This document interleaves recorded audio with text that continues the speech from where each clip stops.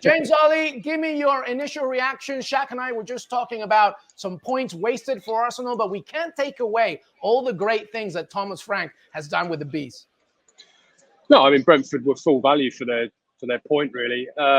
Look, I mean, I just sort of written a piece for the site along these lines.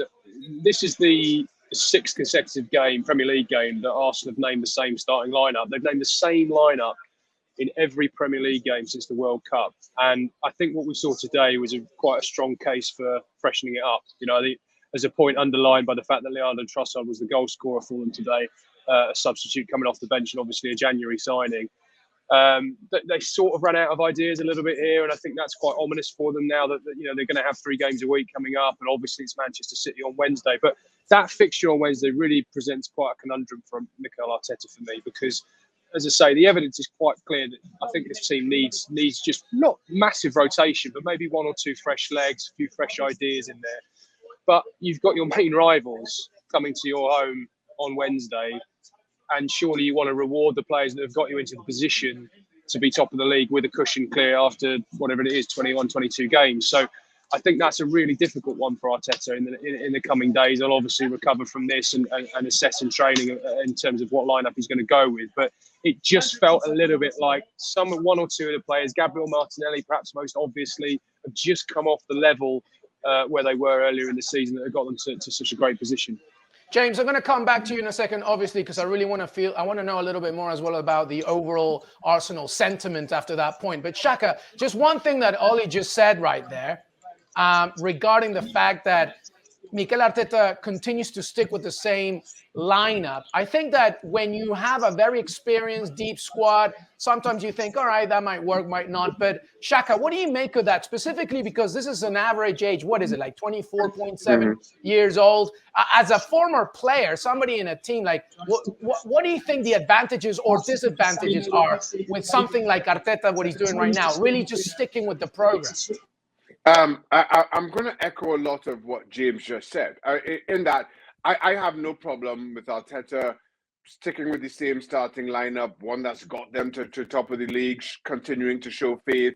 And listen, we say it all the time, regardless of who you are, every single season you're going to go through a spell where things just don't seem to click. And the good teams are the ones who somehow seem to keep picking up points. Arsenal got a point today.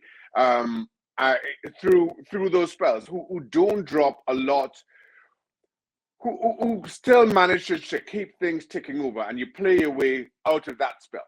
So on the one hand, you can quite easily applaud Arteta for sticking by this squad, for wanting to see, and again, we're talking about a lean spell where you've lost 1 and drawn 1. I mean, by any other measure, we're not really talking about a spell. It's just we know, again, how good City are and how, in the past, how frail Arsenal can be. But to that point, and James mentioned it, I don't think Martinelli has been great. And Trossard, when he has come on, has had an impact. So if you're Arteta, I think the time is right to now think, well, do I play Trossard from the very start? Now, Martinelli is quick, and defenses coming up against that kind of pace, you have to adjust. Just for that pure speed that Martinelli brings, but he hasn't had much of an impact. He's not been playing well. So the easy change, I think, given the form of Trossard, given the fact that he's finally got on the score sheet for Arsenal, is that you have to play him from the very start. An early test of the business that Arsenal did in January, probably an earlier test than they would have liked. But you know, if you go back to that window and you think that they tried to get Mykhailo Mudryk, they didn't get him. They ended up with Trossard. They tried to get Moises Caicedo out of Brighton. They didn't get him. They've ended up with Jorginho.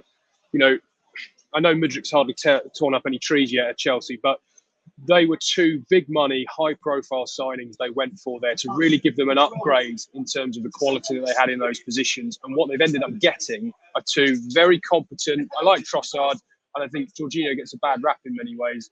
I think they're 2 very solid, proven Premier League performers. But do they improve the starting 11? Do they by the levels of quality that they produce on the known form that we know of those two players, do they materially improve the team? That is a debate. Now, Caicedo and Mudryk may well have taken Arsenal to another level. They didn't get those players over the line. We're now going to find out in the coming weeks and months whether maybe not settling, but missing out on those players and ended up maybe dropping down a level to Trossard and Jorginho, just how much of an impact that is going to have in the title race in the second half of the season. Well, thank you very much for watching ESPN on YouTube. For more sports highlights and analysis, be sure to download the ESPN app. And for live streaming, premium content, and let's not forget as well, ESPN FC 7 days a week. Subscribe to ESPN+.